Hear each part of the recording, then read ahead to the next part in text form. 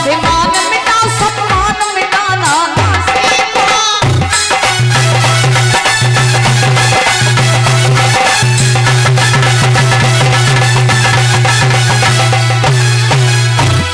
अच्छे कामों के करने से घर में प्रकाश हो जाता है और बुरे कामों के करने से घर का विनाश हो जाता है।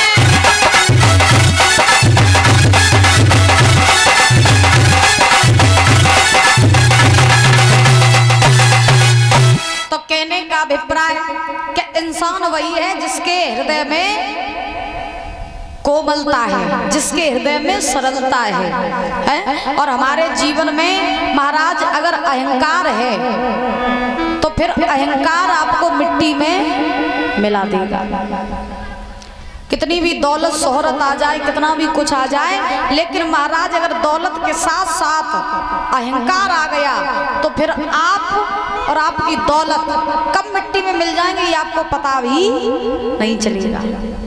हमने अपनी दुनिया अपनी जिंदगी में ऐसे ऐसे लोग देखे, ऐसे ऐसे लोग देखे जिन्होंने खूब रुतबा, खूब पैसा, खूब दौलत शोहरत कमाई, लेकिन महाराज जब दौलत शोहरत कमाई तो उनके मन में अहंकार आ गया, और जब अहंकार आया तो उनकी दौलत शोहरत रुतबा सब मिट्टी में मिल गया।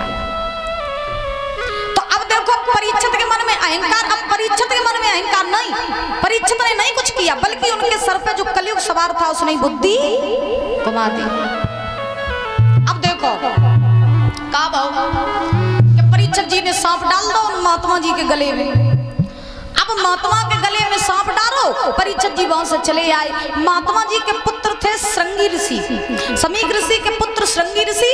तो श्रृंगी ऋषि ने देखा क्या कि राजा परीक्षित ने मेरे पिता के गले में मरा हुआ सर्प डाल दिया।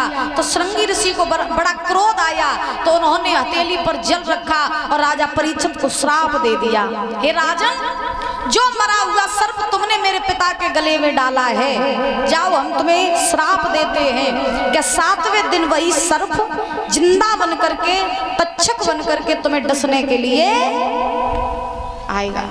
वही सर्प जिंदा होकर के तुम्हें डसने के लिए आएगा। श्राप दे दिया, क्योंकि बाबा जी लिखते हैं कि मोरे बचन चाहिए और पड़ी जाए फीका, और संत बचन पत्थर की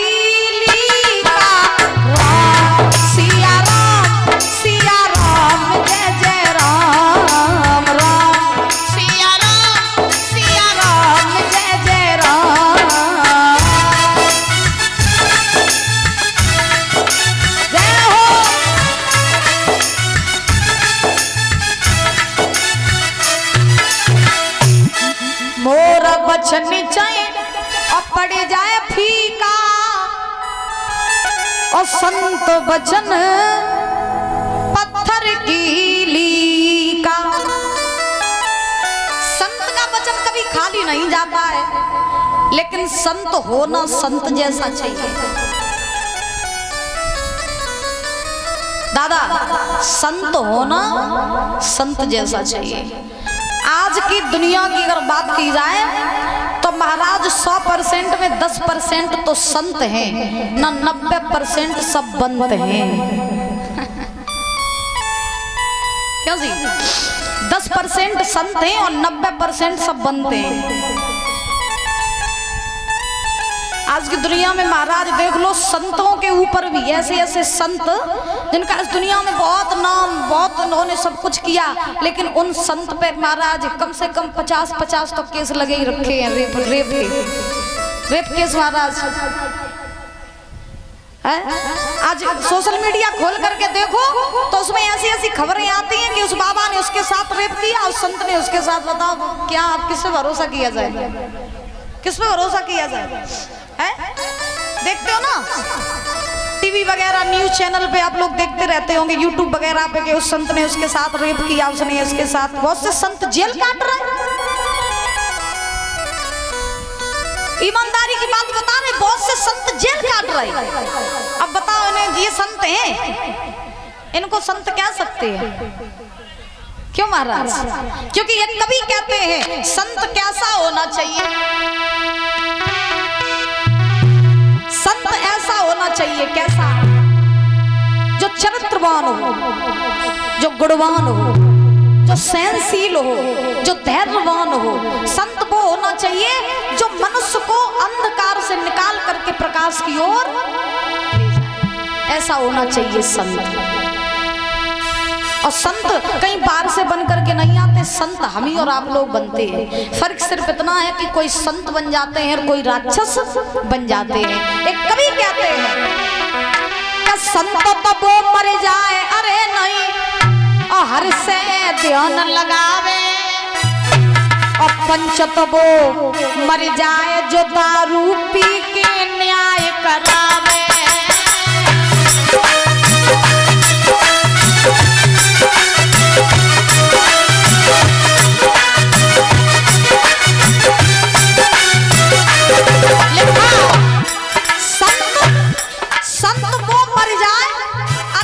से ध्यान लगावे, और पंच वो मर जाए जो दारू पी के न्याय करावे। गुरु तो वो मर जाए, अरे चेला से जो ज्ञान छुपावे। गुरु तो वो मर जाए, अरे चेला से जो ज्ञान छुपावे। और चेला वो मर जाए, गुरु किसी का चिंता नहीं लावे।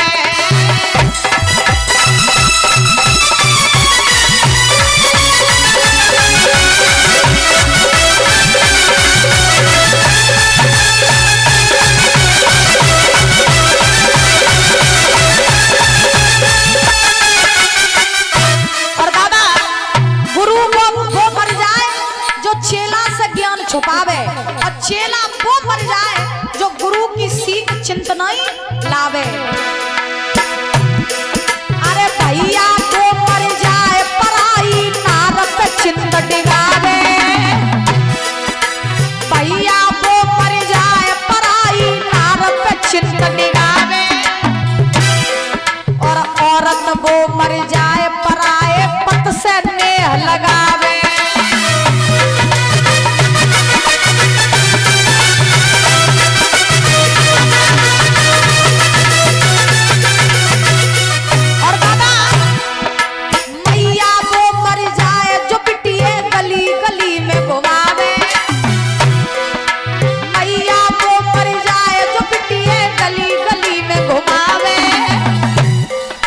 बिटिया वो मर जाए, अरे जो कुल में दाग लगावे।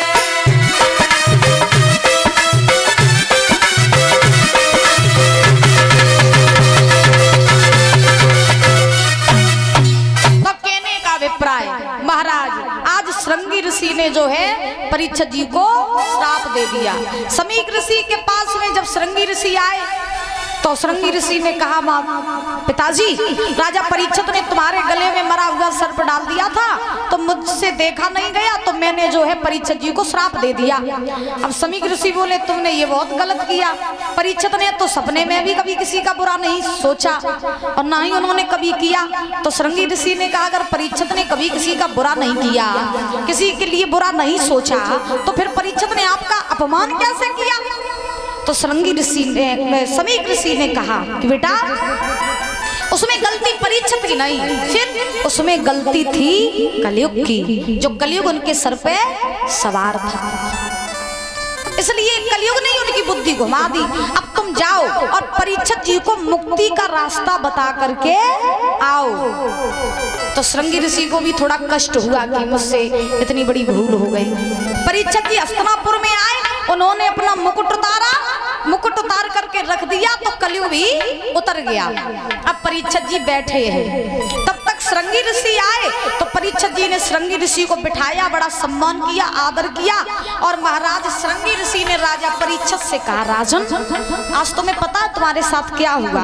बोले, क्या हुआ महाराज? तो श्रृंगी ऋषि ने कहा, राजन, तुमने एक महात्मा का अपमान कर दिया, उनके गले में मरा हुआ सर्प डाल दिया, तो मैंने तुम्हें श्राप दिया है कि 7वें दिन तुम्हें तक्षक सर्प डसने के लिए आएगा। परीक्षित ने जब ये सुना कि मैंने एक संत का अपमान कर दिया, बोले हाँ, आपने एक संत का अपमान कर दिया। परीक्षित जी को ऐसा लगा जैसे किसी ने पत्थर फेंक के मारा हो, पैरों तले जमीन खिसक गई परीक्षित जी की। परीक्षित जी ने सोचा महाराज ये मुझसे इतना बड़ा पाप कैसे हो गया। तो श्रृंगी ऋषि ने कहा ये पाप तुमसे नहीं बल्कि जो कलयुग सवार था उसने तुमसे ये पाप करवाया है, और राजन 7वें दिन तुम मर जाओगे। अब परीक्षित जी ने कहा प्रभु डर मुझे इस बात का नहीं है कि 7वें दिन में मर जाऊंगा, डर मुझे इस बात का है कि मेरी मुक्ति कैसे होगी। मरना तो सबको ही है एक दिन, आज नहीं कल मरोगे तो सभी। कोई महाराज मर चुका है, किसी की बारी है, क्यों परीक्षित जी, और कौन कब चला जाए ये भी किसी को पता नहीं है। आप चले जाओ हम चले जाए, कौन चला जाए, मरना तो है ही। क्योंकि कभी कहते हैं कि जिंदगी एक किराए का घर है, एक ना एक दिन बदलना पड़ेगा। जिंदगी एक किराए का घर है, एक ना एक दिन बदलना पड़ेगा।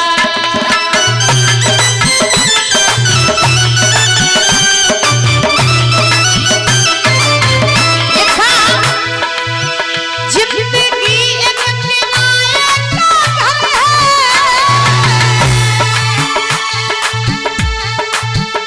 एक ना एक दिन बदलना पड़ेगा।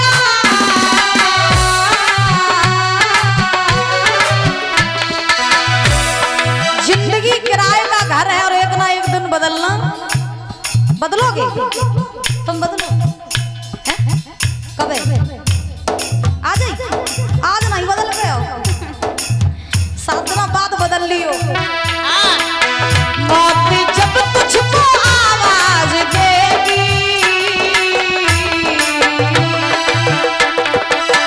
मौत जब तुझको आवाज देगी, घर से बाहर निकलना पड़ेगा।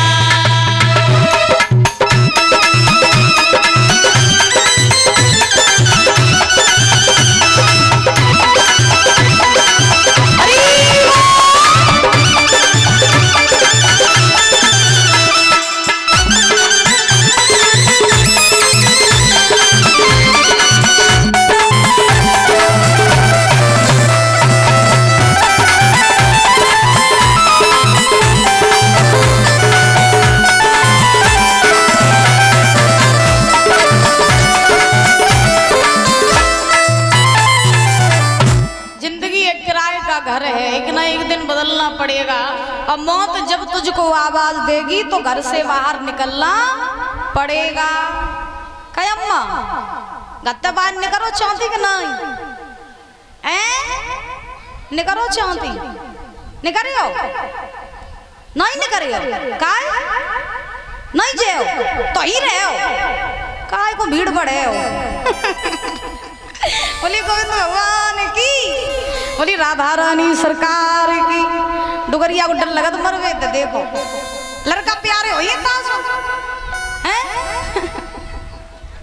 बोलो राधे राधे, जोर से बोलो। तो देखो क्या हुआ कि परीक्षित जी ने कहा महाराज ये बताइए हमारी मुक्ति कैसे होगी। तो श्रृंगी ऋषि ने जवाब दिया कि हे राजन अगर तुम मुक्ति चाहते हो तो मुक्ति का सिर्फ एक साधन है, क्या? वो है श्रीमद् भागवत महापुराण कथा। जब तुम कथा सुनोगे, और किसके द्वारा? सुखदेव भगवान के द्वारा। जब तुम कथा सुनोगे तब तुम्हारा उद्धार, तुम्हारी मुक्ति, तुम्हारा मोक्ष हो जाएगा। तो तुम्हारी मुक्ति का साधन सिर्फ एक ही है, वो है भागवत। इतना कह के श्रृंगी ऋषि चली गई। अच्छा मुक्ति किसे कहते हैं दादा? पीछे जितने हमारे बुजुर्ग बैठे हैं ये बताइए मुक्ति किसे कहते हैं?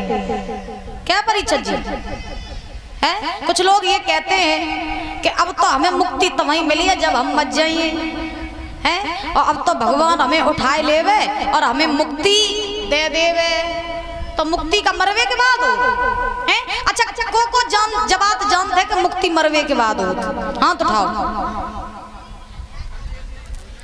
हैं?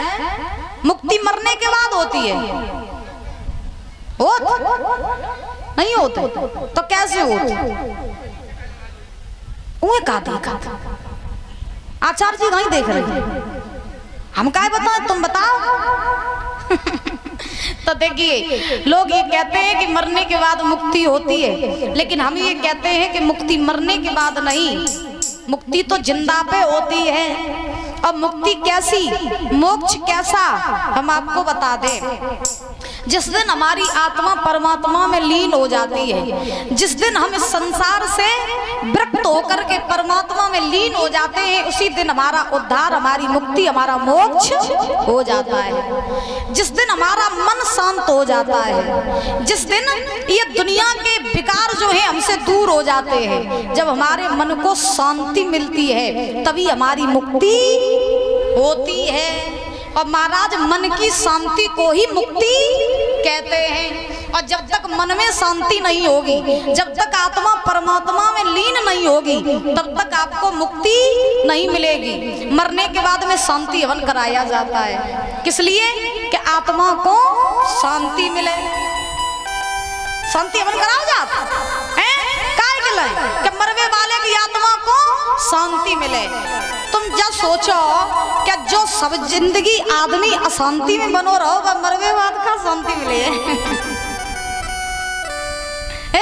जो आदमी ने जा नहीं जान पाओ कि सुख का हो, जिस आदमी ने ये नहीं जान पाया कि असली शांति कहाँ मिलती है, और आप मरने के बाद में उसका शांति हवन करा रहे हो। भाई मरने के बाद में तो जलने का भी एहसास नहीं होता है। तो असली चीज तो वो है ना जो जिंदा पे प्राप्त की जाए, फिर चाहे वो मुक्ति हो, चाहे वो मोक्ष हो, चाहे वो शांति हो।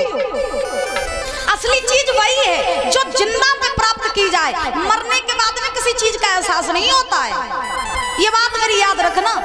आप लोग जानते होंगे कि परीक्षित जी 7वें दिन मरे थे, तभी उनका मोक्ष हुआ था। नहीं दादा, परीक्षित जी का मोक्ष तो उसी दिन हो गया था जिस दिन उन्होंने हस्तिनापुर का राज्य छोड़ा था, जंगल में जाकर के महाराज कथा सुनी थी, उसी दिन उनकी मुक्ति, उनका मोक्ष हो गया। याद रखना। तो शांति अगर चाहिए तो जिंदा पे प्राप्त करो। हाँ, मुक्ति अगर चाहिए तो जिंदा पे प्राप्त करो। मरने के बाद में काऊ को एहसास नहीं होते। हाँ, बोलो गोविंद भगवान की। बात समझ में आ गई? मन की शांति को ही मुक्ति कहते हैं। अब देखिए, अब परीक्षित जी ने जब ये सुना कि भागवत सुनेंगे तब मुक्ति होगी, तो परीक्षित जी ने अपनी पत्नी नवलदेव को साथ लिया, और नवलदेव को साथ लेकर के परीक्षित जी ने कहा रानी, बोले हाँ, बोले मेरे साथ चलो। कहाँ? बोले जंगल में। क्यों? बोले भजन करेंगे, भागवत सुनेंगे तब हमारी मुक्ति होगी। हमें श्राप लगाए कि 7वें दिन में मर जाऊंगा। और राजा परीक्षित बोले कि अब का रखो यहाँ पे, छोड़ दे, चल भजन करेंगे वन में। अब का रखो यहाँ पे, छोड़ दे, चल भजन करेंगे वन में।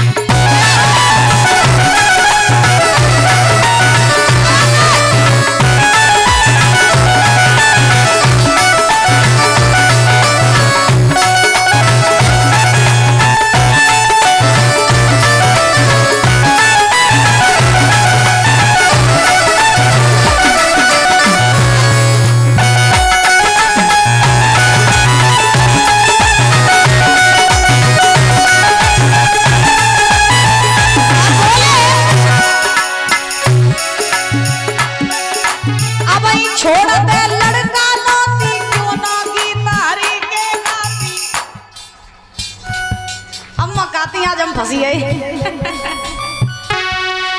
अब छोड़ दे लड़का नाती, क्यों ना गीतारी के गाती। अम्मा लगत ले लड़ंगिया ज्यादा है, बकिया आ रही, गुस्सा आ रही, आनंद आ रहा, आनंद आ रहा नहीं आ रहा। तो